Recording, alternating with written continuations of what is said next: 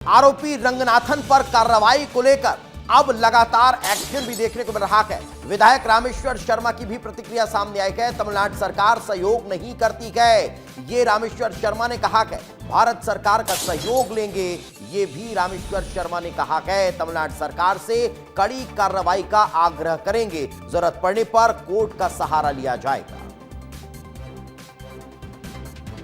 हमारी सरकार की पूर्ण संवेदना है, कोई भी अपराधी बचेगा नहीं। तमिलनाडु सरकार से भी हमने आग्रह किया है, हम अपराधी को चाहेंगे।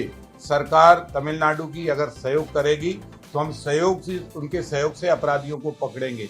अगर वो सहयोग ना करने की जगह बाधा खड़ी करेगी तो भी हमारी सरकार भारत सरकार का भी सहयोग लेगी और आवश्यक पड़ा तो कोर्ट का भी, न्यायालय का भी सहयोग लेकर हम अपराधियों को हर हालत में सजा सुनाएंगे।